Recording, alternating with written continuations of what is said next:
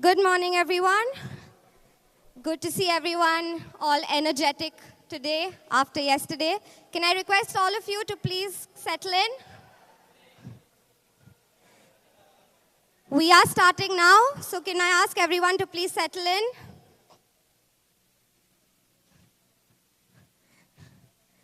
We have the whole day for photos, guys.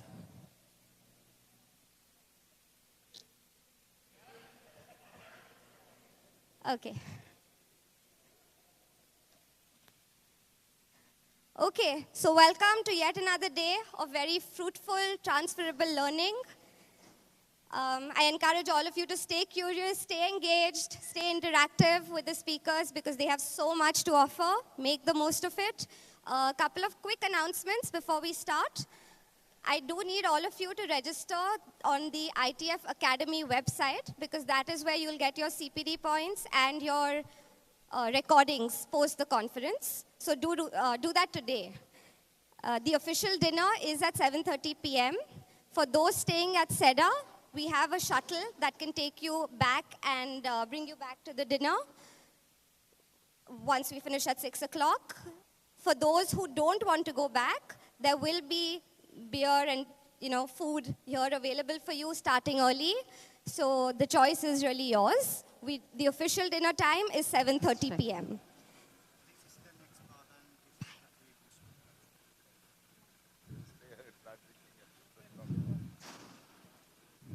The beer starts at 7:30. Those who have not paid yet, there are still a few of you. I request you to please go up to the first floor to the office and make your payments as soon as possible. And now we can just jump straight into our first session for the day, presented by Jenai Bilimoria, who is going to be teaching us mental skills for players. Let's welcome Jenai. Hello? Okay, just checking.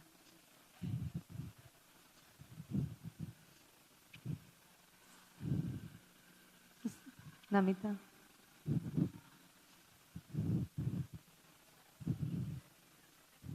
Hello, good morning.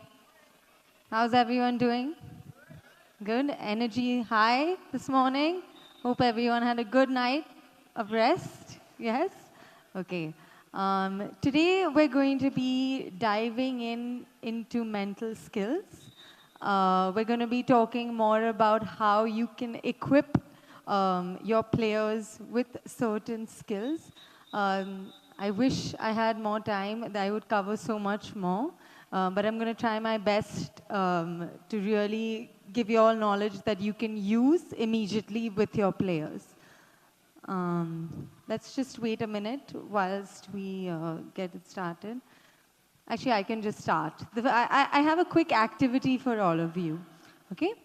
If you have a pen and a pencil, I want you to just jot down, okay? What factors do you believe are important to become a successful tennis player? Okay?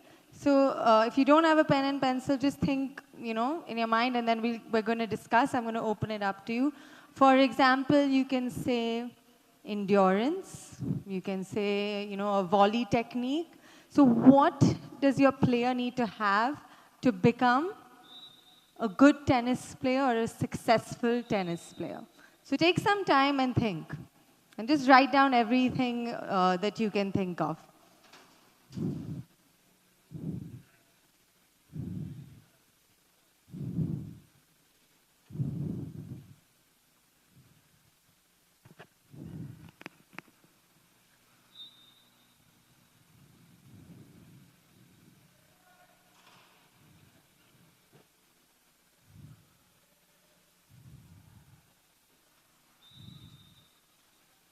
You can think with the person on your left, on your right as well. You can discuss with them.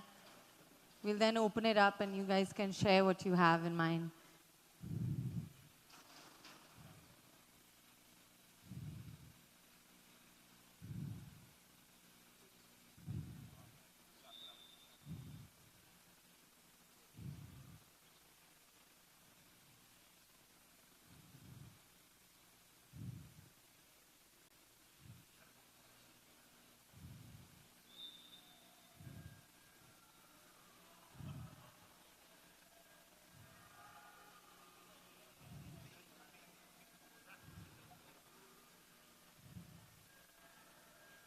Let's take a minute more and then we'll open it up.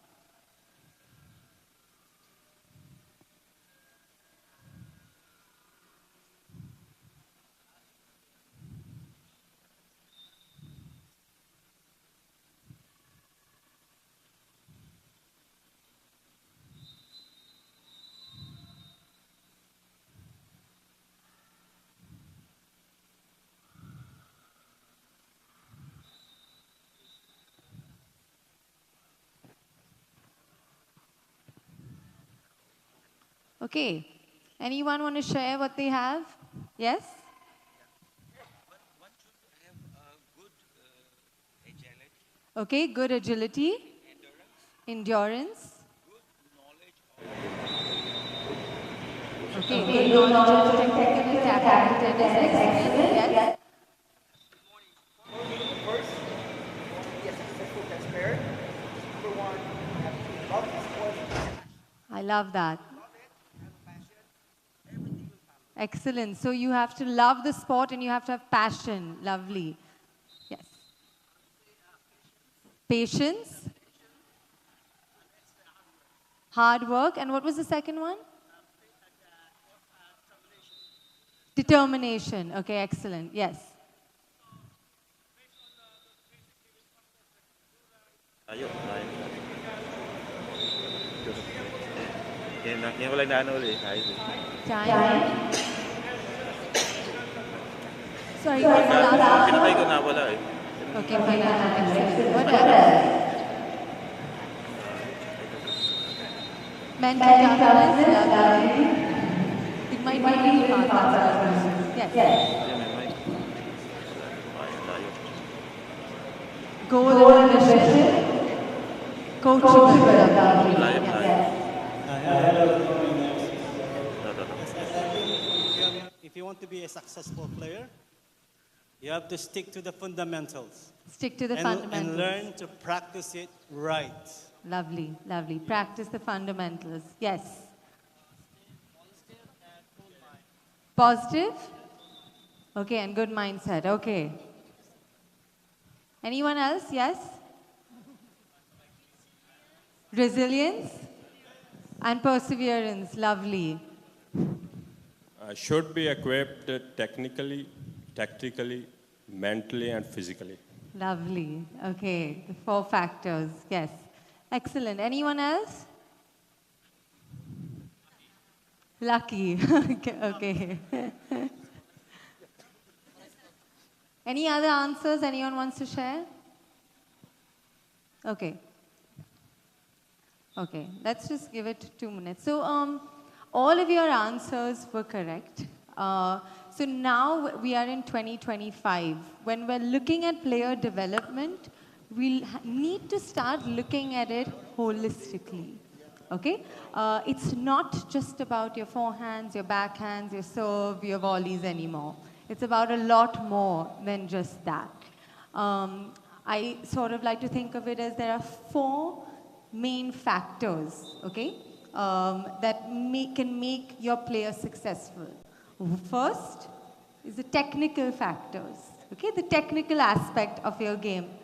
Okay, so what would fall under this? Your techniques, your forehand, your backhand, your volleys, your service, excellent, the spin, your top spin, your speed, all of that. Your strokes, yes, lovely. The second is the tactical aspect of the game, okay? That is your shot selection, your point construction, your return and serve strategy. Any others you all can think of? The tactical aspect? How you plan, your practices, what are you practicing? Okay, so all of that comes under the tactical part of the game. Okay, I'm just gonna go. Oops. Okay, the third is the physical aspect. This is not just to do with physical fitness, okay? Yes, it includes your stamina, your agility, your mobility, your endurance, but it also includes your sleep, your recovery, your nutrition, okay? There's no point in training 7 days a week, okay, with no recovery. Okay, there's no point in training 5 hours a day and then just being exhausted the next day. Okay, recovery is as important, sleep is as important, hydration is as important. And then comes in the fourth factor, the mental factor. Okay, this will include things like confidence, focus, motivation, goal setting. Okay, so in order to be a successful tennis player, in order to make your player the best version of themselves, we need to look at all 4 of these factors. Okay? Because what happens? My player is practicing amazingly. You know, they're winning the practice sets. You know, they're doing amazing, and then they're going into the matches. And sometimes what we see is they're not playing the same. Why? I've practiced my forehands and backhands. Why am I not playing the same? Okay? So that's where the mental aspect comes in. Tennis is extremely, your mental toughness is extremely important. Okay? I'm going to pose a question. When, you know, if we see a player whose service is not super strong, okay, we need a little bit more power in that serve. Maybe we tell them, okay, you know, we tell the fitness instructor, okay, we need to work on their strength. Okay, maybe if I'm left-handed, so I'm saying that. You know, I need to work on the strength on my left arm. So I'm going to work on the different muscle groups, right? I'm going to do certain shoulder exercises, certain bicep movements, certain wrist movements to strengthen my arm. But why do we not think of the mind as a muscle as well? Because the mind is a muscle that you need to train, okay? So how I look at it is that your mind is a muscle with 5 mini muscles that we can train, okay? These 5 mini muscles is what I call the 5 C's of mental toughness. C's, okay? Can you guys guess what these C's are? What are the C's of mental toughness? Any guesses? Okay, control, excellent. Confidence, lovely. Concentration, lovely. Competitiveness, not one of the C's, but okay. Coordination, also important, but not one of the C's. So there are 5 C's that we train, okay, which are the 5 mini muscles of the mind, okay. The first is commitment, okay. Commitment is all about what are the behaviors that my player is showing. Are they truly committed to the sport? Okay? How are they motivated? Are they motivated by external things like trophies, wins, or are they motivated, like Sir said, are they motivated internally because they enjoy the sport? Okay? Motivation is the fuel in the tank. Now, where are we going with the car? That is all about your goals. What are the goals? So all of this comes under commitment. Okay? The second C, the second mini muscle is communication. Okay, this is sort of more important in team sports, but also in tennis, because how do we communicate with our coaches? How do we communicate with our parents? How do we communicate with our opponents, with our referees? Okay, are we being respectful? What tone are we using? Okay, are we able to communicate our needs? Are we able to listen? Are we able to take feedback? Okay, that's the second C, communication. Third C, concentration. Very, very important in tennis. We all know, right? When we're playing a tennis match, there are many distractions all over. Okay? Are we able to bring back our focus? Okay? It's okay to be distracted, but are we able to just bring ourselves back to refocus on the next point? Fourth C, control. Emotional control. Okay? Are we able to manage our emotions on the court? Are we able to manage our emotions before the match? How do we do that? That is all about control. And the last C, which sort of, if you have your first 4 C's and you're doing well in them, your 5th C will be easier for you to do well in, which is confidence. Okay? What are the sources of confidence? Okay, which are the sources of confidence that we can work on? Okay, this includes self-talk, visualization. So all of these C's, okay, you sort of have to think of them as mini muscles. And within them, there are techniques and exercises that we teach to help build those muscles. Okay, so it's time that we start thinking of the mind as well as a muscle that you can train. Okay, because when you go to your matches, mostly it's mental for your player, right? In order to be able to play your matches like you play in practice, you need mental skills, you need mental toughness, okay? Which C do you guys think is very important in match play? We can all have different opinions, that's fine. Control, concentration, I hear. Confidence, I hear. Any others? Commitment, okay, lovely. Okay, so everyone has different C's that they think are important. They all are important. Today, we're going to sort of dive in to the C that is super important in tennis, okay, which is control, okay? Emotional control. What is emotional control? It is understanding, okay, accepting and managing your emotions to help perform at your best, in order to help your player perform at their best. Now, why I've highlighted accept? Because it's okay to have these emotions, okay? It's okay to be angry after you lose a point. It's okay to be frustrated. It's okay to be nervous, okay? We have to learn to accept those emotions and manage them. That's the most important thing, okay? And I'll talk about that a little bit later. But I want to hear from you all.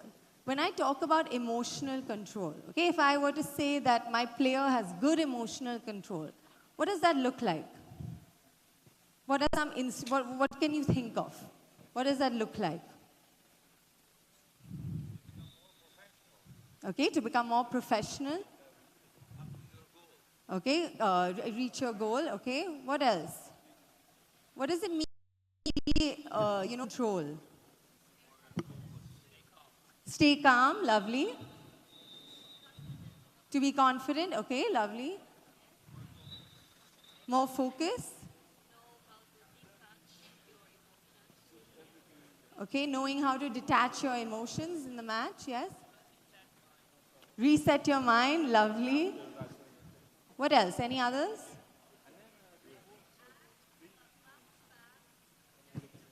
I love that. So you react, but you bounce back. So the ability to reset. Excellent. Anything else? Any other answers? Learning from the losses. Excellent. Yes. Yes. Okay. Lovely. Anything else?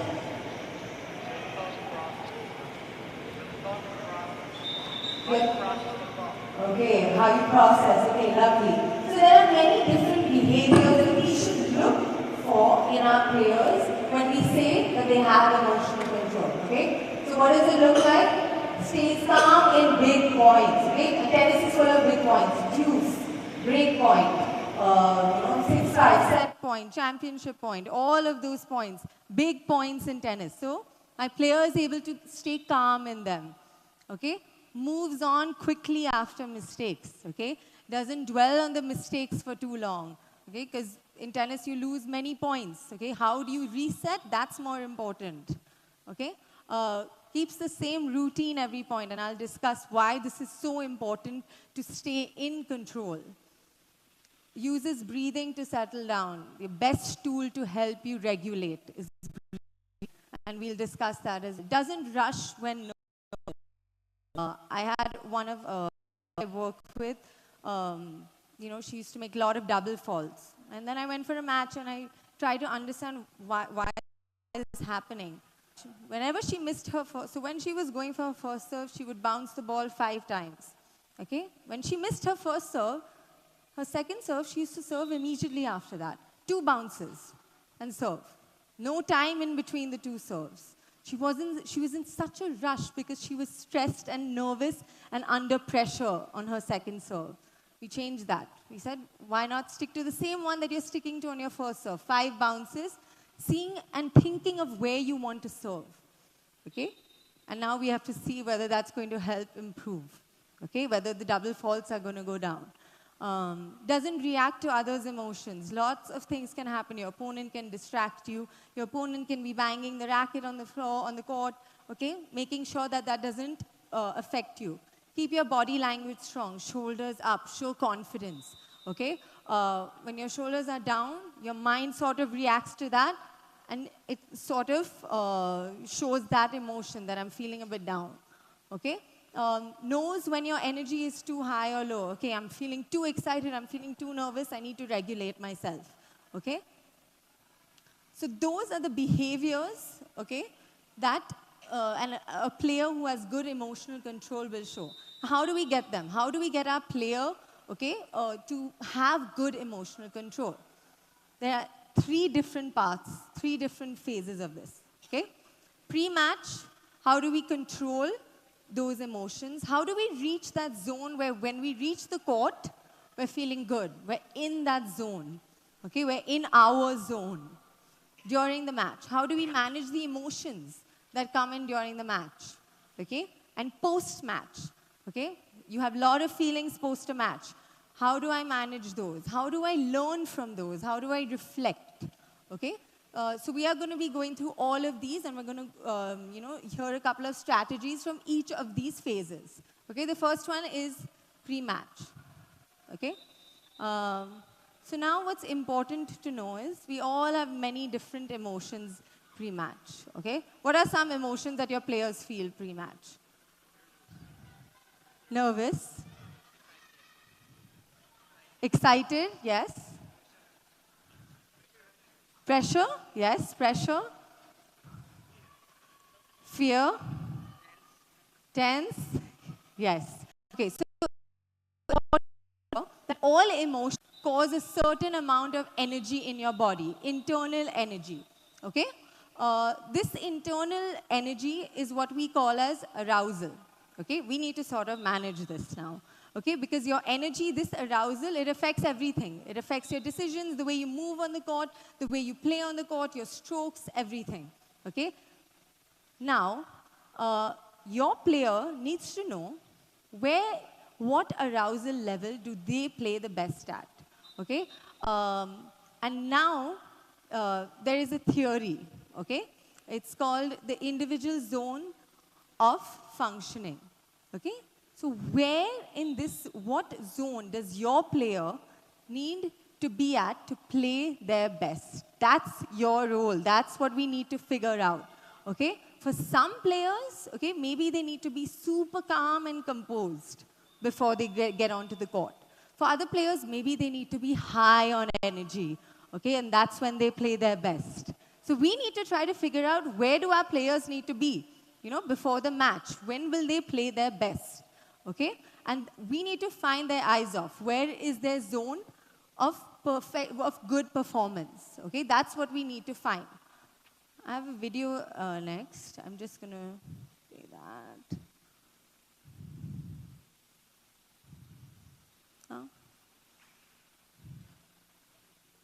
Is there a way to play the video, Namita?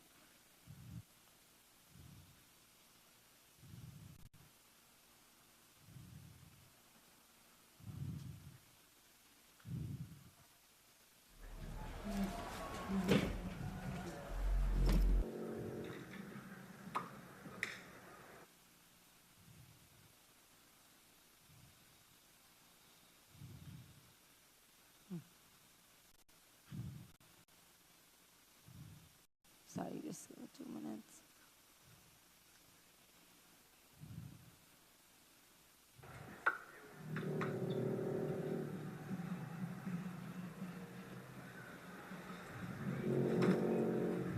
How long? How long more or less? 2 seconds. Special team.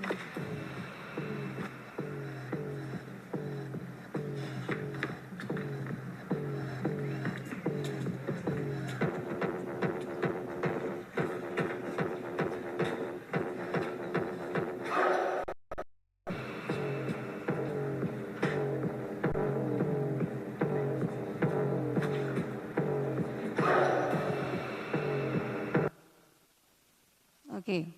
So what did we see in this video? This was before the match. What did we see? Nadal.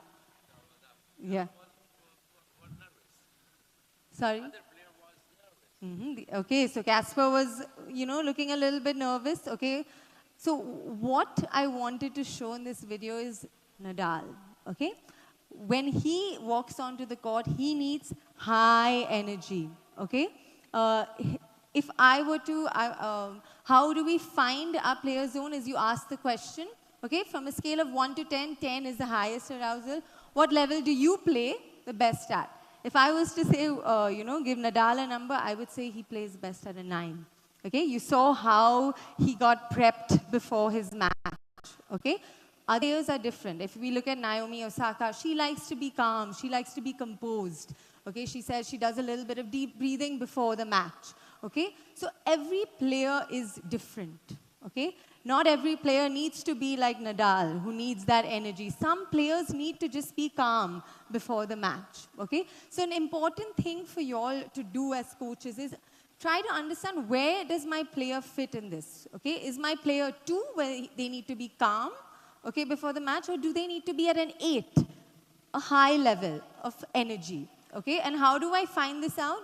Look at your past matches, okay? Look at the players' past matches. Ask them.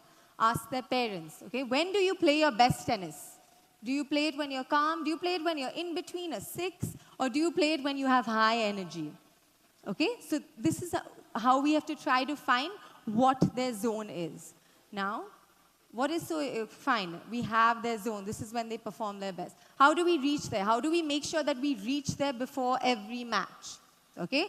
And that's where we have our strategies, okay? If my player has woken up today and they perform best at an 8, but they're feeling a 5, okay, in the morning, they need to reach that 8. So then they need to activate their systems, okay? So there are activating strategies. And then if my player performs best at a 5, but they're at an 8 and super nervous before the match, they need to deactivate themselves to reach that 5. Okay, so activating strategies and deactivating strategies. Any ideas? What are some examples of deactivating strategies? So to go from an 8 to a 5, kind of become a little more calm. What are some?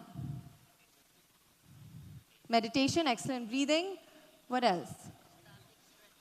Static stretches, okay. Music, lovely. Okay, excellent. So those are deactivating strategies. What about activating strategies? What are some? Yeah, dynamic warm-up, like what Nadal was doing, high energy warm-ups. Okay, so we're going to quickly just go through some of these strategies. A lot of them are also in the handbook that I have made, so those are in more detail. So how do we reach our zone? For deactivation strategies, the first one is deep breathing, okay? Box breathing. Has anyone heard of box breathing? Yeah? Okay, very good. Why does deep breathing help? Okay, if I'm at a 9, okay, my heartbeat is probably beating really fast, okay, I'm breathing really quickly, so my sympathetic nervous system is super active, okay? So what do I need to do? When I take deep, slow breaths, okay, what I'm doing is I'm activating something known as my vagus nerve, okay? It's a nerve that connects your brain to your heart, lungs, and stomach. When that's activated, that sends a message up to my brain and says, hey, everything's okay. We can calm down now. So deep breathing is the perfect way to trick your mind into saying everything is okay. Okay? So there are 2 types of deep breathing that your player can do. Okay? Box breathing, 4-4-4. You'll read about it more in the handbook. Okay? And belly breathing.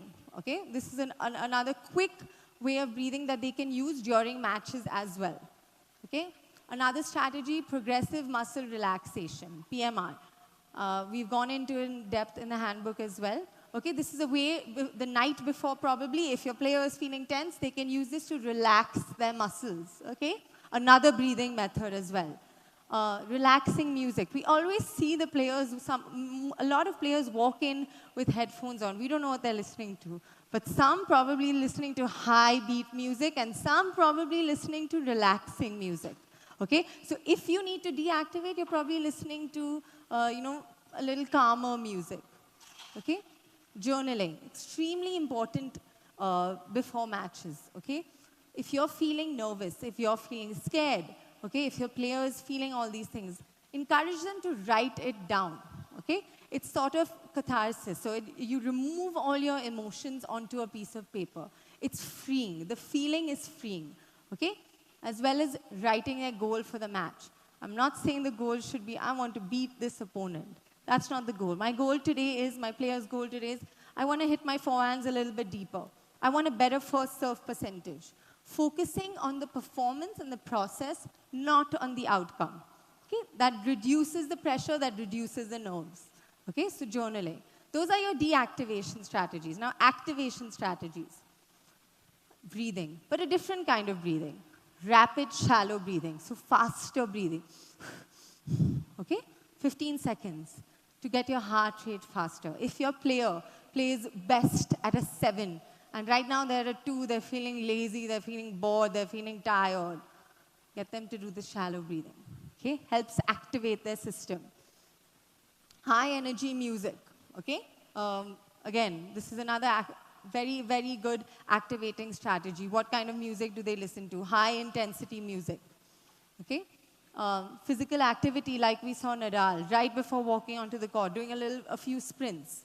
Okay? Doing something that gets your body warmed up, that gets your heart rate up. And powerful cue words and self-talk scripts. I do this with a lot of my players, self-talk scripts. Creating a script to talk to yourself before the match. Okay? They're going to write what they want to hear before the match to help motivate them.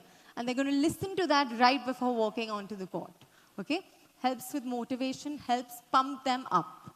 Okay? So these are your strategies to help you reach your zone before the match. Now you've walked on to the court. Okay?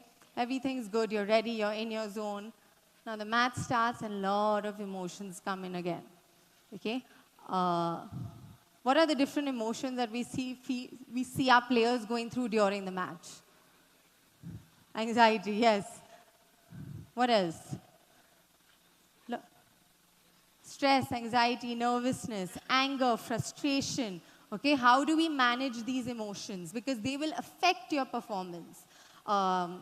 Let's think of I can think of a match, 2017 Miami, Nick Kyrgios versus Roger Federer. Okay, 1 set all, it's a 3rd set tie break. Nick is 5-4 up in the tie break. Okay, they're playing the point, someone from the audience screams, Nick shanks his forehand, gets very upset. Is shouting at the person in the audience, screaming, point, double fault. 5-6 now. Roger Federer won that match. Nick banged his racket. The problem here was not that he got upset. That's not the problem, because most players, 99%, would get upset. But the problem is that he wasn't able to reset after that. He wasn't able to manage his emotions after that point. So it's extremely important that our players learn how to manage emotions during matches. The first step, recognize and accept the emotion. You have 25 seconds between points. That's a long time to help you reset. The first thing is, get your emotion out. You're angry, it's okay. I'm angry. Recognize it. Tell your player to recognize and accept that they are angry. It makes the emotion less intense when you label it, when you recognize it. Okay, accept it. Everyone gets angry. It's okay. The fact that someone in the audience has screamed would upset anyone. It's fine. Okay, take 5 seconds for that. Second thing you need to do, you need to reset and relax with a routine. Okay, most of the best players in the world, they have an amazing reset routine. They have a constant reset routine. Now, some things that you can do to help your player reset, some things that they can do. Okay, take a deep breath. Exhale. Okay, you see a lot of players doing this, a lot of professional players just taking a deep breath. Second thing that you can do, a physical cue. Okay, a lot of players go to the back, the baseline, they adjust their strings. Okay, a lot of players wipe off with a towel. Okay, what is that reset routine that your player needs to develop between points? Okay, it's extremely important. Why is it important? Okay, if you're feeling, if you're feeling angry, okay, and then you don't do anything about that, you don't reset, your anger continues. Now, if you introduce a routine, okay, if your player is doing a routine in practice, okay, where they are, they're breathing, then they're saying something to themselves, and then they're doing something like wiping their face with a towel, the neurons in their brain light up, okay? What happens if you keep doing the same thing? A connection starts to form between the neurons, and this becomes automatic behavior. So, if your player continues to do this routine, it soon becomes automatic, and they automatically will be able to stay calm and reset. Okay, so it's extremely important that your player develops this routine. It can look different for all your players. One of my players says he likes to sing songs to calm down. So he just repeats a song in his mind between points, just to stay calm. It's whatever helps your player, but they need that reset routine. Okay, and then the last thing is refocus. Okay, in your last 5 seconds before the point, you're going to serve. Okay, you've spoken to yourself, positive self-talk. You've reset with a physical cue. You've taken a deep breath. Now it's time to refocus on the next point. What do I want to do in my next point? Okay, I want to serve to the tee. I want to return to his backhand. Okay, they need to have that goal for the next point. Okay, this is how to manage your emotions during the match. Post the match, okay? You feel a lot of things. Your players feel a lot of things. The best tool that your players can use post a match is journaling. Again, reflection, okay? How do you learn from your match? How do you learn from your experiences? Whether it's a win or a loss, you need to learn how to reflect, okay? What did I do well today? What was challenging for me today? What emotions came up for me? How did I deal with them? Okay? What is something that I've noticed has been happening for the next 5 matches? And what should I be adjusting for my next match? Okay? All of this needs to come under your player reflection post the match. Okay? Remember, the reflection should not be right after the match. Okay? Because your player might be feeling a lot of emotions, whether they've won or they've lost. Okay? This should come when your player has settled down and is able to, understand what exactly has happened in the match. Very important, because the only way that you will learn from your matches is if you reflect. Okay, so extremely important. So those are the strategies that I have for you today under control. Okay, some key takeaways is holistic development matters, mental skills matter. You need to train your mind like you train all the other muscles. Train your mind like you train your forehands and backhands. Okay, today we spoke just about 1 C. Okay, there are 4 more C's that, the 4 more mini muscles that we need to work on. Emotional control happens in 3 phases. Okay, we have to take care, our player needs to take care of all of them. Pre-match, during match, and post-match. And coaches, y'all can play a big role in this. Okay, just teaching them a few strategies will be helpful, okay? Making sure that in practice as well, when they are playing practice matches, make them do their reset routines. Build those habits in practice itself, okay? And last one, practice, practice, practice. Your player needs to practice these skills, okay? For it to become a habit, for that connection to stay, okay? This is not just a one-time thing. You do it once and then, oh, I see a change immediately. No. You need to keep doing it to see the change, okay?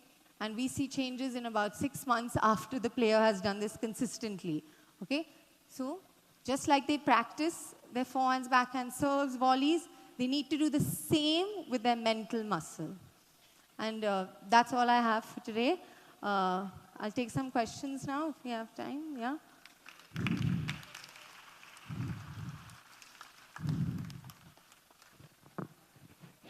Yes. Have you encountered a student with ADHD, physical, mental deficiency? Yeah. Have I? Yes. What are your studies have shown, or what you read? So I've actually worked not in the context of my tennis players, but but I have worked with students with ADHD. And what matters here again is what works for them. Okay, what are the strategies that would work for them? We have to look at them as a player, okay, as an individual. Maybe they are, higher on the arousal scale. What will help them come down? What helps them perform at their best? We sort of just need to look at it in that way. Maybe for them, maybe focus, concentration is a mini muscle that I would work on a little bit more. Yeah.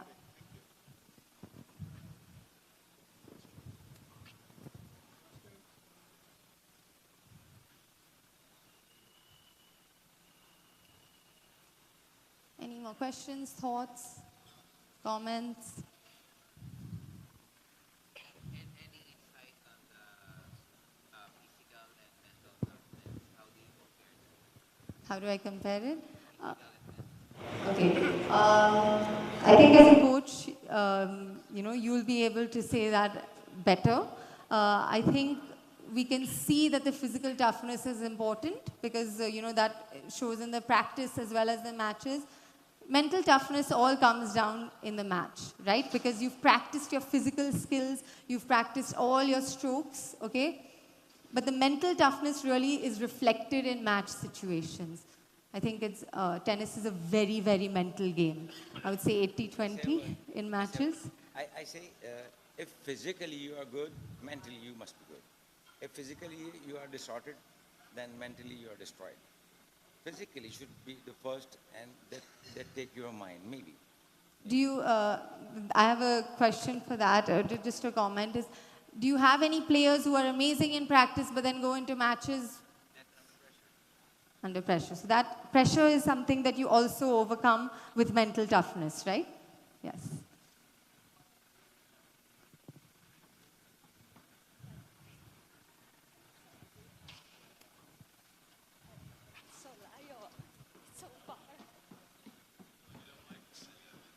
I think a mic would be better. Hi, great inputs. Thanks so much. Do you think physically and mentally players are connected where sometimes you loosen down physically, you feel relaxed mentally? Where you loosen, of course. Physically you feel... 100%. The body and the mind is very much connected. When you feel stressed, what happens to you physically? Your muscles tense up, right? Your breathing gets faster. Your heart rate is faster. That, of course, when you're stressed in your mind, it will show in your body. For tennis players, when you're nervous, when you're, super stressed, your muscles start to tense up. So you start playing safer, right? We see that with a lot of our players. They're not able to play freely. Something is happening. And often my players say, I feel stuck. I can't play. My muscles are tight. I had one player who was so stressed about his service. He just could not serve. And he told me he was feeling tense in his muscles. And that was all because he was stressed about his service. So yes, the body and the mind are very much connected. So now, first, like we spoke about the box breathing, right? Yes. The box breathing to reduce the stress. Yes. So stress, by default, tightens your muscles and you become very, very tight. Yes. So now, how is this connected? You try to relax your muscles and then you feel better, or the box breathing helps you relax your body? What comes first? So like I said, so what happens when you're stressed is your sympathetic nervous system is activated. Okay, that's what makes your muscle tense. That's what makes your heart beat faster.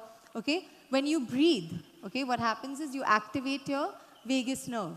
That's the nerve that tells you that, okay, everything is okay. That's why I say breathing is the best way to trick your mind. In your mind, you might be nervous, but if you're taking deep, slow breaths, you're tricking your mind into saying everything is okay, and that automatically makes your body relax. That's why breathing is such a powerful tool. So I understand the connection is that once you start breathing, then there's a signal given to the brain, and the brain tells the body to calm down. Yes. And that's the cycle. Yes. Yeah, thank you.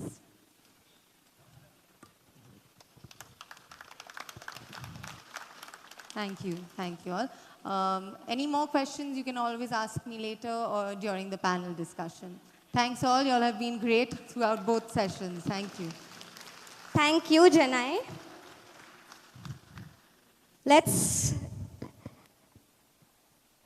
Thank you. Let's actually go into a session now with Jonathan, where everything that Jenai just spoke to us about, he's going to show us on court. So you actually have drills to do with your players, where you can just go right into it. Welcome, Jonathan Stubbs. Thank you. Thank you very much. I guess I better move over here.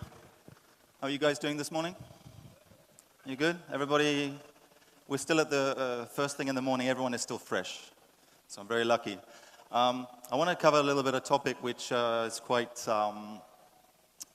everyone says is very important. And obviously Jenai is, we're very lucky to have Jenai because she's a specialist. She's a sports psychologist, so she's a professional. I am not. I'm just a tennis coach. But all of us here, we're all just tennis coaches. Most of us, we all agree, everybody agrees. Every time we come to a course or any kind of thing we do together, everybody says the same thing. Mental toughness is very important. But when we ask the question of the coaches, how much do you actually train? Everybody says pretty much zero. And when we normally ask, like, what's your percentage? And they might say, well, we should probably practice it 25%. So the question then raised is, why are coaches not practicing it? If we have access to a sports psychologist like Jenai, we should definitely be working with them, especially if they have a tennis background, because a lot of sports psychologists do not have a tennis background and they don't really speak the language. And sometimes there's a disconnect between the players and the psychologist. So if they have a tennis background like Jenai, they're golden. We need more of them. But a lot of the times we don't have access to a sports psychologist and we have to do it ourselves. So my job today, I've got 16 exercises. I don't think I'm going to get through all 16, but I'm going to try. Okay? And just ideas for you. I'm going to focus on the 4 areas. I've also, for example, emotional control, I've also used the C word, because Jenai used the 5 C's. For the ITF stuff, we're still using the 4, which is motivation, emotional control, confidence and concentration. Motivation is, when the C is commitment, but it's the same thing. Okay? So you'll see different drills that focus on particular areas, but you can also combine them. So I need some players. I need some volunteer players. Mr. Roland, can I have some players? We need some players, otherwise we can't show you anything, right? What are we going to do? Let's have, 6 or 8. At the end, I'm going to do some team ones, so probably like 8 would be good. But I'm going to rotate you, okay? And you're going to play points. And for this first one, I need could I have the whiteboard, please? Okay, so don't worry about taking photos. If you want to take photos, that's fine, obviously, up to you. But you're going to get these slides. And what I've tried to do for each of these games or exercises, I've given you a couple of options on the bottom. So you can come up with your own and basically decide what you think is appropriate or not.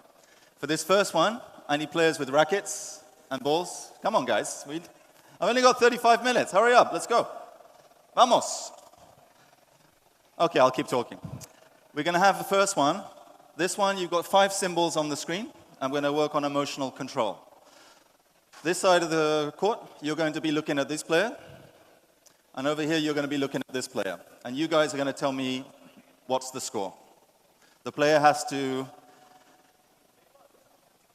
essentially react in what we would call an appropriate way, and you can categorize it according to the 5. Okay?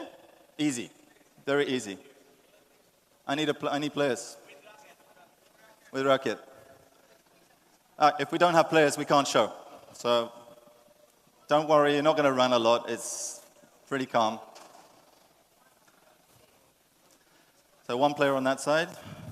Oh, it's my friend from yesterday, Russell. Come on over here, Russell. All right. Russell, he reacts really well. This is going to be a failure for me. I need to go home. Okay. Team 1, team 2. We can do it in teams. This is great if you do it in teams. Especially if you've got groups, kids will love it. Okay, adults as well. So, what we're going to do, you guys rotate. Do you want to do baseline? We'll just do baseline because you're not warm. Play baseline points. And you guys will assess the body language. Okay? Show me some different body language so these guys can get some practice. Okay? Just feed it in. Play a point. We'll just do baseline because it's quick and easy. Yeah, just feed it in. Let's just play. You can do with points. Obviously, these guys haven't warmed up, so I think it's better if we just do baseline. Let's see their body language. Come on, guys, let's start. One at a time. One at a time. One at a time. Play the point out. Yeah, play the point. Single. Yeah. Oh, man, long rally. Wow.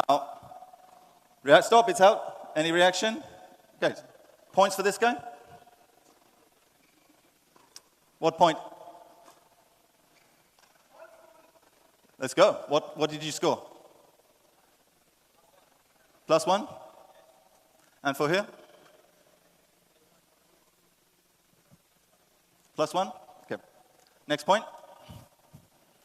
Come on, guys. Play with some fire. Come on. There we go. Well, we got a backhand there. Rian, there's a back. Oh, 2 bounces. You lost the point. Any reaction? Smiling. I don't think that was very good. I think that was a bit. -1. Okay. Let's see this guy. Russell, you're very, very handsome. Yeah, there you go. Straight away. What? -1? -2? Oh, Habibi, you're very tough. Whoa, look at these forehands. Boomba! Hey, that was a reaction, you saw. -1. Okay, let's play 2 more. Come on, champs. Come on, hit the ball. Come on. Boomba! Oh, what a backhand. Okay, -1. Okay, so we can total. This guy is my math right? That's -1, right?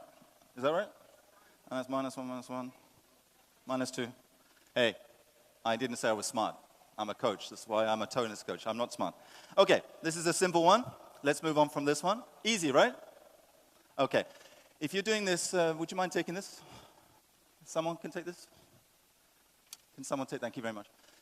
With this one, it's great, again, if you do it in teams. Okay, with a bunch of kids, especially, introduce them to the idea of controlling their body language. You don't have to get all technical, especially if you're working with kids. Obviously, if you're working with older people, it's different. Okay, let's have a look at another one. Okay, this one is, we do this level 3. This is a little bit of interference. So what I'm going to do, let's pick, what's your name, my friend? Yaba. Where are you from? India. Okay, so Yaba, you're going to be playing. Okay, you can just do baseline, and I'm going to be asking you questions. And I would really like it if you answer very quickly and a little loud. Okay, are you ready? Okay, here we go. What day is it? What? Sunday? Are you sure? Is it Sunday? Are you sure? Okay, what color is my shirt? Are you sure? Okay, what day is it? What color is the sky? Blue? No, it's not. Okay, change. Let's try with Russell. Try with Russell, and I want to do it with Russell. I want to do, yeah, yes, I'm going to mess with this guy. Okay. All right, Russell. Are you married? Okay, what day is it? Where are we? Which city are we in? Which city are we in? How many feet do you have? 2 feet. How many noses? 1. Okay, what's your girlfriend's name? Oh, yeah. You see that? Yeah, the guy's like, I should have asked a different question, like how many girlfriends do you have? And maybe I would have got a different answer.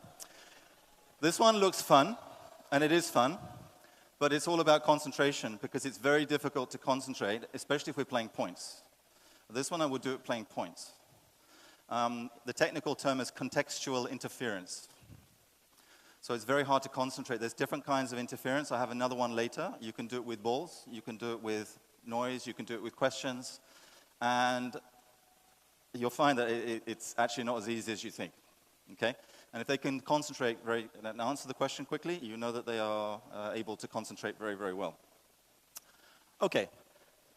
Different options there. You can ask questions after the drill. Okay, let's try it with our friend here. Let's try that one. Just play the point. Okay, play a point. Go.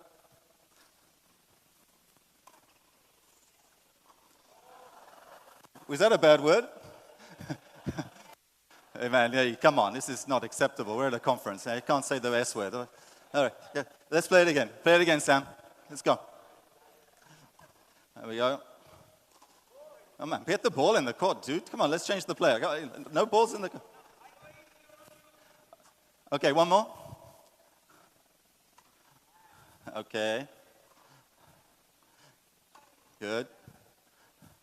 Oh, this is the slowest rally in history. This is a Red Bull rally. These guys watched Rian's drill yesterday and thought this is funny. Okay, my friend, how many forehands did you hit? How many forehands did you hit? How many backhands? How high over the net did you hit the ball? How high? Tell me how high. Half? Okay. So you could ask questions what happened in the previous point. This is also would be a good one. So you can play around with this one. Okay. Third one. This is a positive affirmation, which is related to motivation. So motivation, we have lots of different sub areas. Can we play some serves? You'll be love 40 down. And sorry, I forgot your name. Your name again? Teza. Tell me how you want to react at the end of the point. Tell me how you would like to react. What kind of keyword or affirmation would you like to say? Yes, or if you win the point, you react in one way. If you lose the point, in a different way. How would you want to react? But if you lose the point, how will you react? Stay positive. How will you do that? Focus on the next point. And if you win the point, how will you react? Anything you want to say to yourself out loud? He wants to say, let's go if he wins the point, and stay positive and prepare for the next point if he loses it. So you'll love 40. That's a foot fault anyway, but you count foot fault? Okay. Okay. This is players, people get nervous, you know, when you put them under pressure. You can change the players, guys. So just rotate. Give the guy some motivation. Give him a little bit of chief. Okay. Is any presenter working on the surf? Some presenter needs to work on the surf today. Yeah? Okay, here we go. You can do it. You can do it. Yeah. Whoa. Good. Okay, let's check the reaction. Okay, did you do what you said you were going to do? Yes, he turned around. Next one. Okay, you love 40. Love 40. Everybody feels pressured at love 40. So, easy way to get going. That is a serve. Kind of. We need some biomechanical thing here. Amir, this guy's for you, from the serve. Look at that.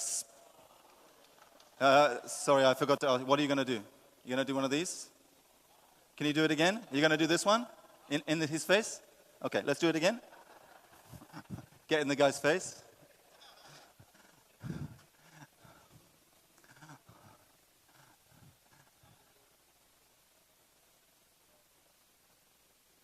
I can't hear you. Ask after I continue. Come on, Chief. Let's get a serve in. You can do it. Look at. I think I'm putting him off. I'm demotivating him. Come on, let's get one in. Otherwise, we have nothing to show, boys. One in. Look at that serve. Oh, we got a chip and a charge. Chip and a. Oh, did you see that? Did you see it a little bit? Okay.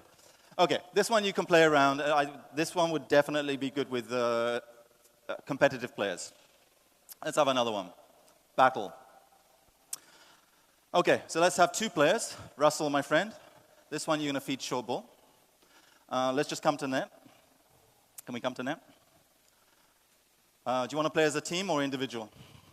You can play as a team? Okay, bring the other players. Come on, guys. Come on, let's get warmed up. Okay, so you got to tell us, we're going to feed in short balls. Okay? You'll be the defenders, and you guys are going to be the attackers. You'll have the short ball from Coach Roland, and you're going to try and obviously win the point. What do you think you're going to win by? It'll be 1st to 5. You could say you might win 5-0, 5-1, 5-2. What do you think you'll win by? Do you think you're going to win or lose? Win. I look confident, man. You're looking a little bit. Yeah, I'm not here to lose. This is a very. I'm very. You're also very calm. What score? You're willing as a team. You play 1 point each. Okay. What score will you win by? First to 5. 5-3. Are you guys going to win, or are you here to lose, or you think you can defend? That's it. That's the right attitude. Okay, so very good. So what do you think you're going to win by? Okay, so reverse 5-3. Let's see how it goes.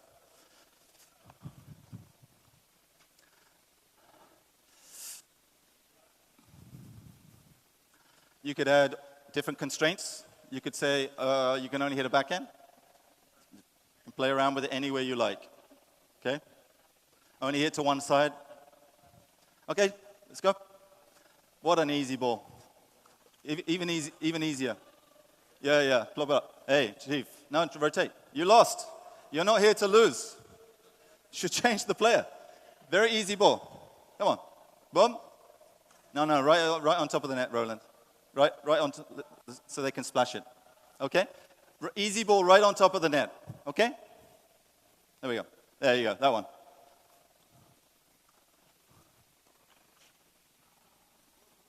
Ooh, Hawkeye. That was a close call. 1-1. Okay, closer to the net. Closer to the net. Come on. Boom. Up. Yep.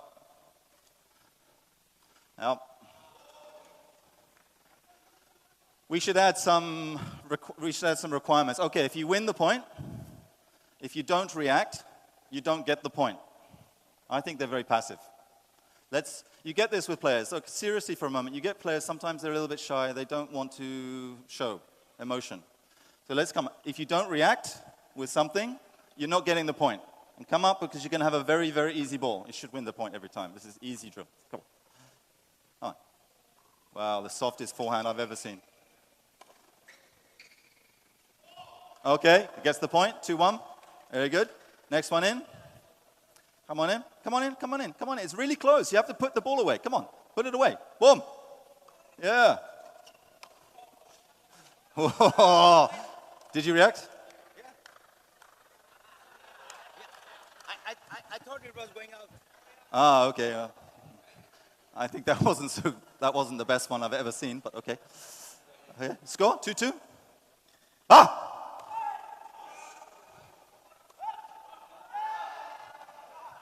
It's out, man. Out, Chief. Yeah, you see, they get competitive. This is when you know it works, right? They're very competitive now. It's getting fired up. Damn. 3-2. Russell, come on, show some passion. Come on, up. Ooh. 4-2. Match point. Match point. Okay, calm down. It's not my fault. Well done. Okay. Now you can play around with it. Normally this one I'll play around with it, but it's to get them to be competitive. Okay? And it's to create confidence, because that's why you have the easy ball. You can do a dry volley, whatever you want. Okay? Let's have another one. Okay. When we were at the World Coaches Conference recently, the sports psychologist Lucia Jimenez was explaining to us that the research is showing that when you grunt, when you hit the ball, there's an increase of power between 5 to 7%, which I thought was pretty interesting. So I thought we'd try it here. Let's have 2 players, and we're going to try to get them to grunt, because some players don't like it, okay, as Lucia was explaining. So you have to try and make a grunt. You can go a ah, or you can go a e, or an eh, okay? Let's do one rallying each time, but we want to hear it, okay? And you can hit the ball as hard as you like. It's completely up to you. Come on, Chief. Ah. Come on. Good. Yeah. I didn't hear anything. Ah. Okay. All right. Let's change the players. There we go. Didn't hear you, Chief. Come on. Okay. Make some noise when you hit. Yeah. Okay, but this is actually what happens. You see when he hits? See, when players, this is a real thing. So when players sometimes get tense, and this is why it's related to emotional control. When they get tense, they tighten up. So this drill is essentially to try to learn how to relax, and it becomes habitual.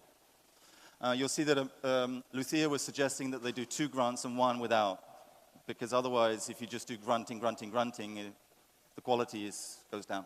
So let's try it again. A, E, O, E.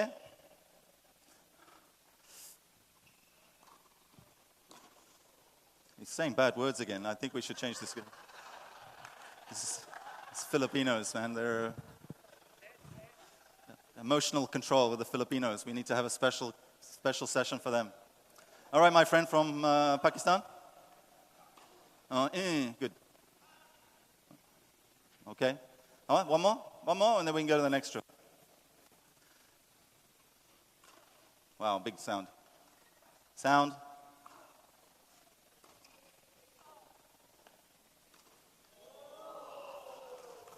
Any exhale? No, you didn't. No, you need to practice. Let's give you one more. Can you come back? Let's give you one more try because we didn't succeed with this player. We want to make sure that we have some success. A, E, O. Good.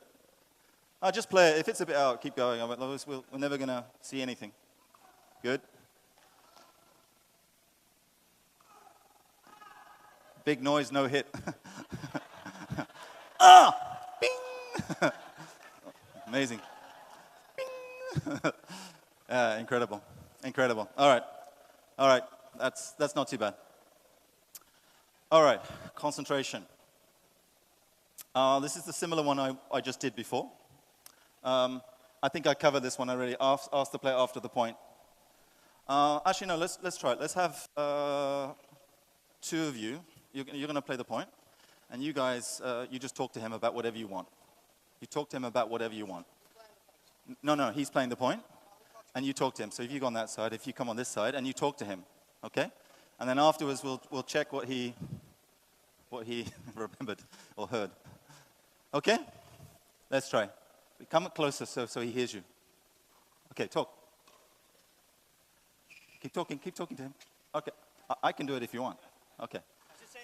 Where are you from? Did you know that 1941 there was a big battle here in Manila? Did you know that? And why are you talking to me? Come on. Okay, so the Americans came here. And they had a big battle. Yeah? Okay, pretty good. Okay, it was a bit funny. I was maybe a bit jokey. But you can do this seriously. If you were doing this with our friend over there, she would do it much better than me. What did I talk about? He said I talked about where I was from. I did not, no. Okay. What else did I say? Why I'm talking to you talked about that? No, I talked about the Battle of Manila in 1941. Yeah, Chennai, what do I do? This is a failure. Okay, what did he talk about? You didn't talk anything. He was very quiet. I agree. Yeah, he was very quiet. Okay. You get this with players. If you do this for real, they get shy. But if the kids are a little bit open, they'll probably fire and they'll start talking some personal things. Do you want to do it one more time? Yeah? Shall I pick on Paul Russell? Yeah, Russell. Russell's my friend. Russell. Okay, I'm going to talk to you from this side. One of you, boss, you talk to him while he's playing the point, but about one subject. Okay, you better go on that side. Okay, yeah, feed it in. So Russell, your girlfriend came and talked to me yesterday, and she said that you're the sweetest guy and you're always buying her flowers, but she doesn't like the flowers you're buying. She wants roses, you know? Okay. All right, stop. The ball's out. What did I talk about? Yeah. How many girlfriends do you have? Oh. And you buy her flowers? What else did I say? About something flowers. Okay, but he lost the point, but he was able to concentrate through that. So that's quite good. Did my friend say anything? Nothing? Did you say anything? What did you say? Okay, he's tried to say the same thing as he's copying me, which is that's a copyright. He shouldn't be copying me, man. Okay, another one. Okay, this is similar. Yeah, let's try it. Let's have, you guys good at smash? Okay, so you come up to the net. We can do this in teams or you can do this individual, but let's try it in singular alone. You feed in an easy one. What do you want to yell if you hit a winner? If you hit a smash winner, what do you want to say? How do you want to react? No, like one of these or a vamos, or what do you want to say? Yes. Yes, okay, he wants to say yes. Okay, let's see how he does.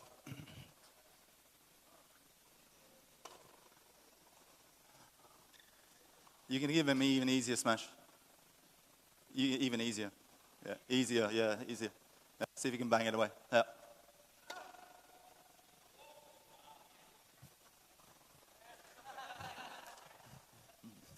He said what? He said he would do what? Did he do that? Failure. We need Jenai. Jenai, come back. Okay, change. Russell, my champion friend. What do you want to do? What do you want to say when you get the winner? What? Come on. Okay, let's see if you get some passion in that. Come on.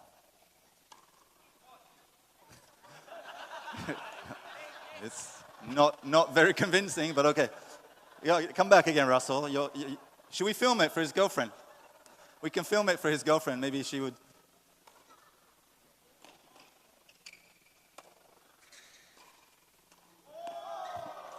Come on, Russell, one more chance. Come on, right? You can do it, Russell. We know you can do it. Come on. There we go. Come on.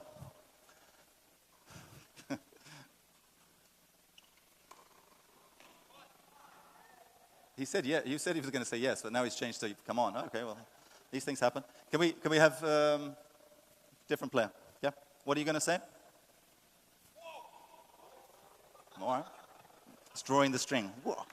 This must be an archer. Okay, here we go. Come on, Chief. He's got his shades on.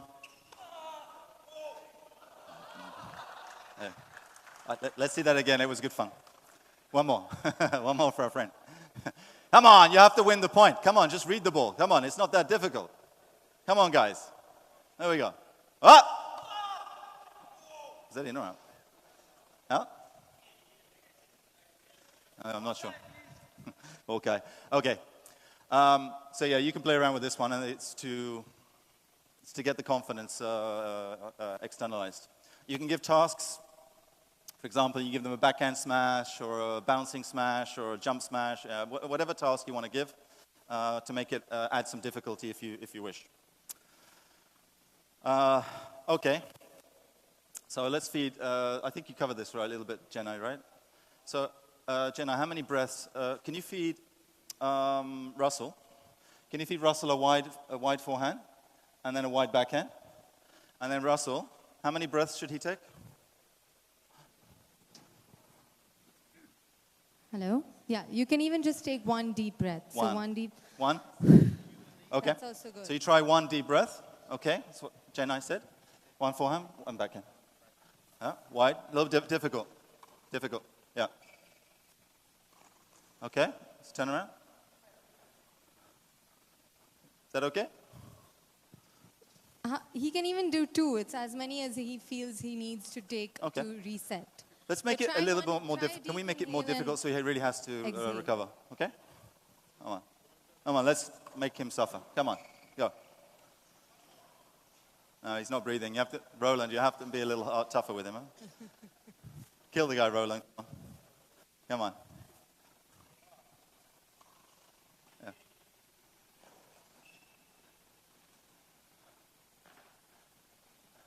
Is that okay? Yeah. That's better. Yeah, that's better. Let's make him do it again. Just let's make him suffer. Come on, Russell, where are you, man? You're young and fit. Everyone, we're older than you. You should suffer. Come on. All right. Breathe again. Okay, it looks like he's actually getting into a routine, which is pretty good. Yeah. I would be very happy with that player. Yeah. But the thing is that, okay, it looks a bit fun, and we're making it fun, but if you do, especially if you're working with kids, especially kids, you want them to learn these skills and not be boring. Okay, because sometimes mental is boring, and this is what I was saying with Jenna plays tennis, so she knows that you have to also sometimes motivate. So if they get used to it and they start to develop these habits, then they're probably going to be able to solve problems better on the court and recover. Okay, let's look at another one. This one is for concentration. So we'll have 2 players playing. They play topspin, flat, or slice. And we're going to pick you, my friend. You have to turn and face the other side. You're facing the wall. You're playing. You're facing the wall, and you have to call out what spin it is, whether it's flat, topspin, or slice. Okay? Don't turn around, huh? Don't cheat. But you got to call it straight away. So you're going to try and figure out what shot he's hitting. Okay? By the sound. Yeah, by the sound. Only by the sound. Spin. Spin. Slice. Nothing. It's very correct, actually. That's very, very good, because it's not easy on this court. That's pretty impressive. Do you want to try? Yeah? Let's turn around. Yeah.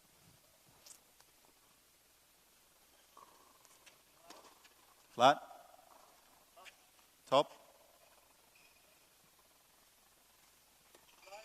Slice. Very good. Let's try for you again. Yeah. Really good. Really, really, really good. So they're picking up only from the cues, which is the sound.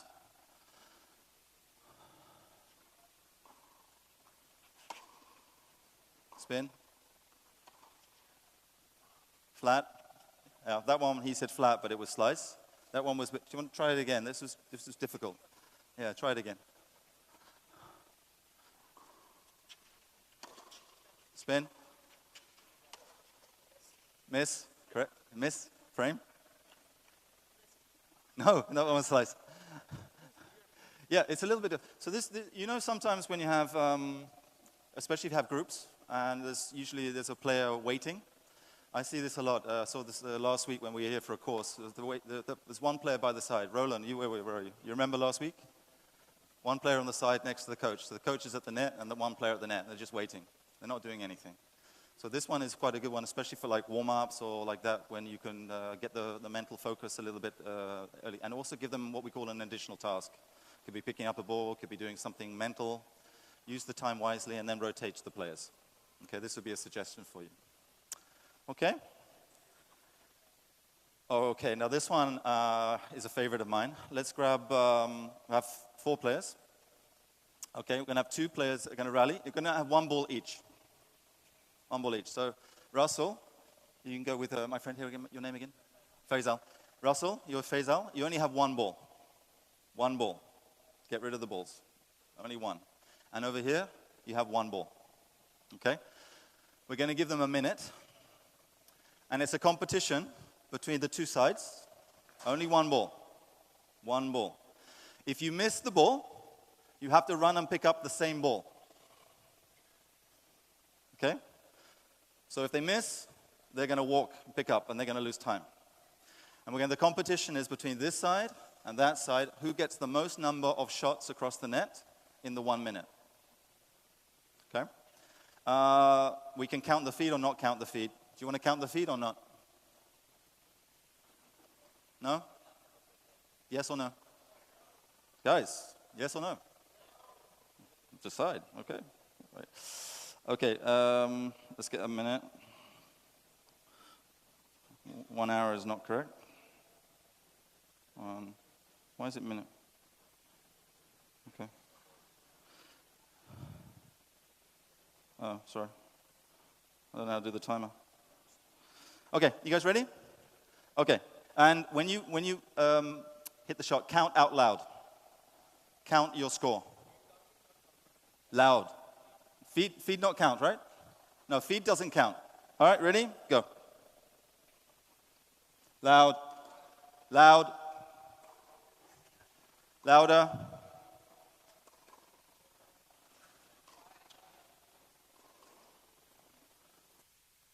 Can't hear you, Faisal.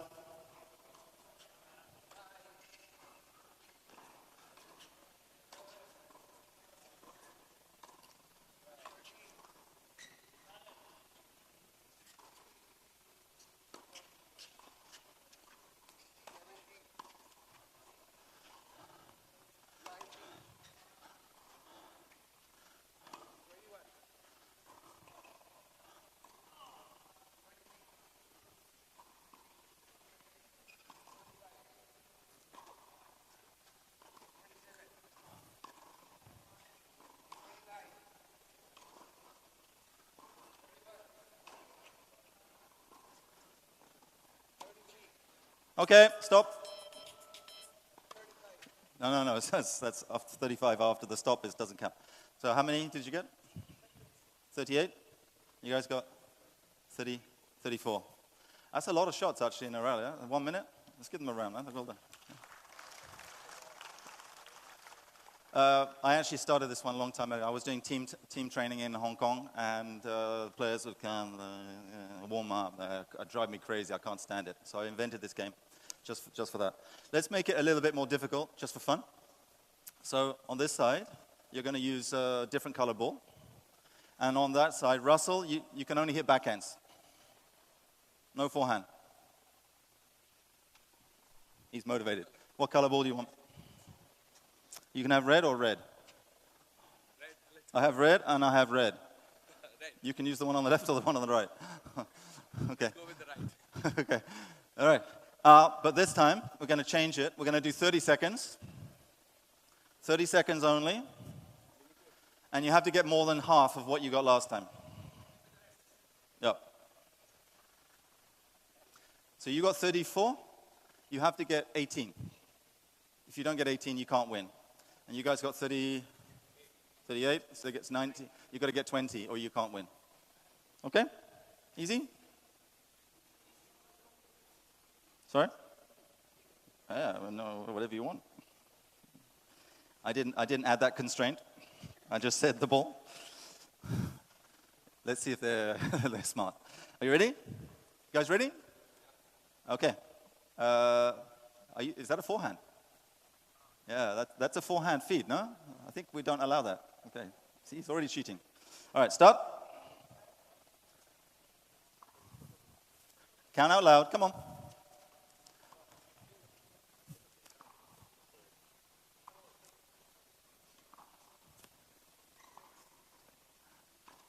Look at that footwork. Wow. Come on, Russell. Russell's finally smiling. Finally, we got a smile out of Russell. If that ball's out, you got to pick up the ball. He's not going to win this one. Stop. Same number. Did you notice what they did? Yes, give them the guys. These guys are smart. They asked me if they could move up to the net. I didn't give them any constraint. They just figured it out by themselves. They're mentally already awake. So you've done in a minute and a half, you've already activated your players. So warm-ups like this, instead of the usual warm-up running around the court, and then they go and they do mini tennis for half an hour, and then they go to the bag. There's no mental activation. There's no physical. Am I allowed to say that shit?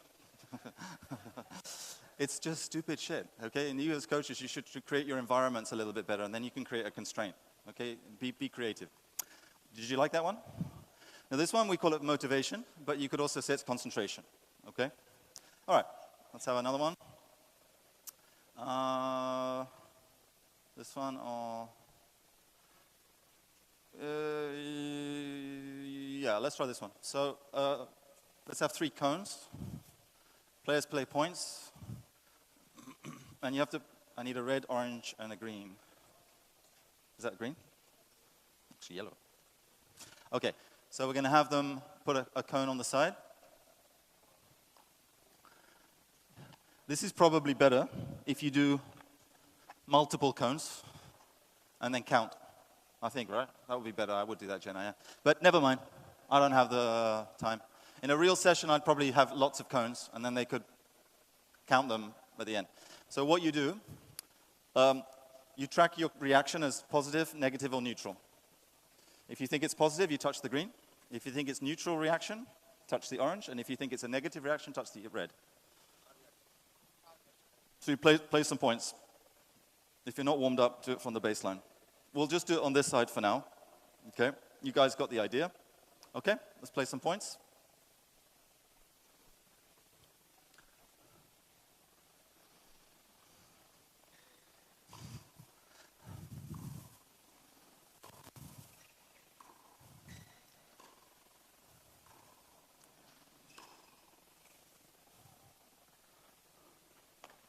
You agree?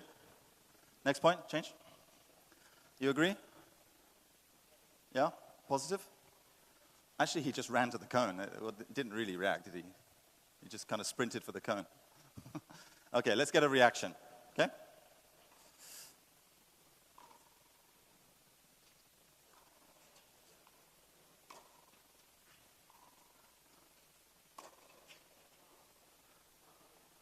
Yeah? A little negative? Yeah? Okay, honest? Okay. Una más? You're not going to say a bad word, are you? Shit. Oh, this is getting recorded. I better take that back. So just delete these two bad words I said.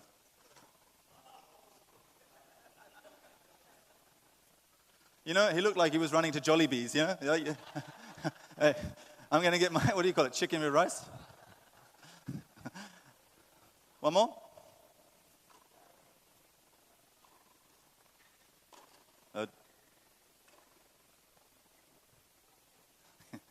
Sprinting is a good reaction. Okay. All right, this is a very simple one, and but again, I would probably do it both sides, and I'd probably number them, and you can give constraints, like they can do only certain things, up to you.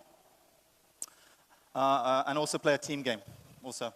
All right, but you only give points for the reactions, not the success. So you're rewarding the behavior as opposed to the success of the point. This one you have to be a bit careful.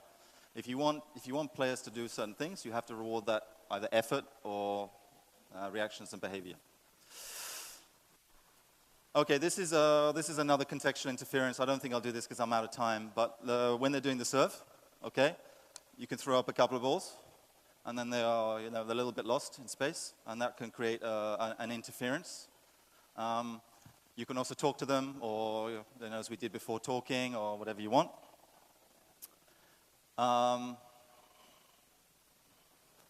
This is related to what I was just saying. So you would only give points if you get the reaction. So you're rewarding the behavior that you want to see or you want to promote. Okay? Again, not winning or losing the point. I won't do that. I don't have money. Which strength that they might lean on during the point. I won't go through this one. I'll do a team game. So this one's a famous one from Brunei. I did this for the SEA Games. This is true story. In Brunei, with the SEA Games, the Brunei team, we didn't have any way of, 1999, we didn't have any way of creating pressure. So I tried to create pressure through this, I called it a game. And if you have competitive players, they get very aggressive with this one. So I have two teams, okay? Two players playing a point, and the opposing team can come on this side and say things like whatever they want to the opposing team to try to disturb them. You're ugly, your girlfriend is, you know, you can play with it. And if you know how to switch the buttons of the players in order to get the reaction that you're hoping to try to get them to control. Because as what happened, later, you get 5,000 people coming in the stadium and they're like shaking like a leaf. So if you're not going to put them under some kind of emotional stress, they're not going to be able to learn how to handle it. So this was a way of doing it, and I was a little bit mean. So let's try it out. We can have some points here. You can shout. If you're not playing a point, you can shout anything you want to try to disturb the other player. So you can come up to the net and you can shout. Russell, do you want to play the first point? And the other two guys, you can come up to here. And you can shout and say anything you want to these guys. Go and give them some stuff. And I can talk as well. I'm the referee. I can do whatever I want. I usually cheat. I allow one cheat for the team. Okay? So usually they'll get a close point like 9-all, and then you allow a cheat. A direct cheat, and they can't react.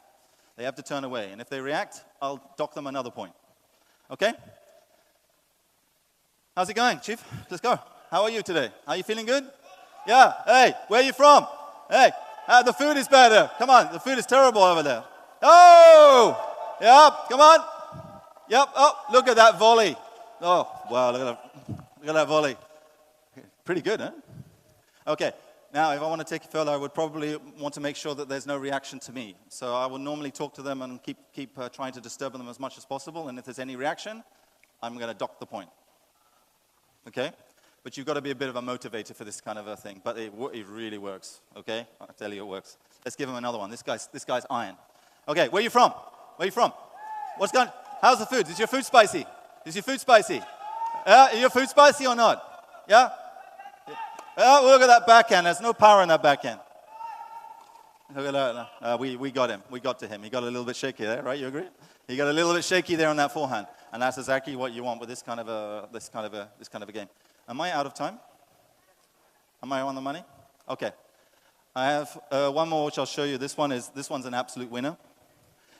I've saved the last two for motivation, and I just want to say this before finishing. Motivation.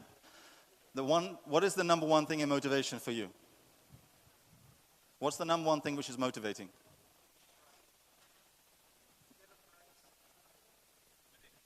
Winning? Come on. It's simpler.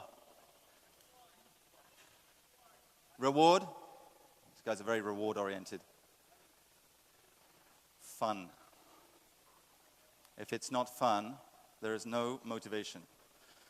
Don't underestimate the value of fun, okay? You could finish your session with a fun thing, and they're going to be motivated and going to want to come back, okay?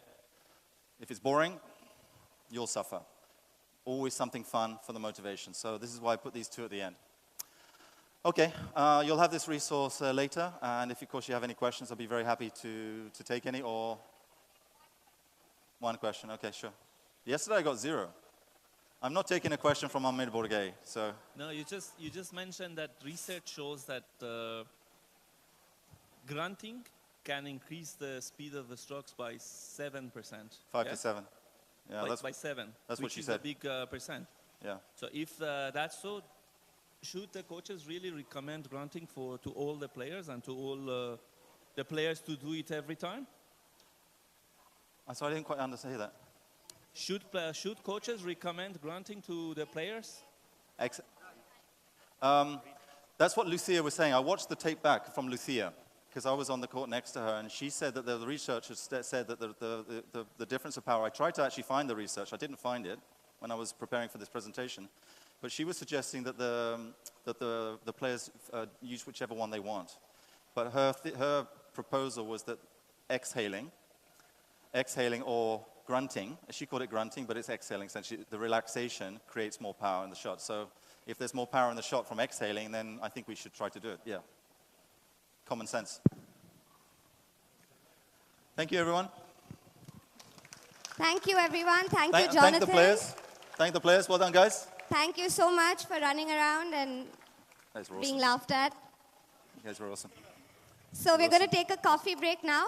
But I do need you back here at 11, seated, ready for the next session. Well done. Thank you so much. Thank you. You were great. Thank you.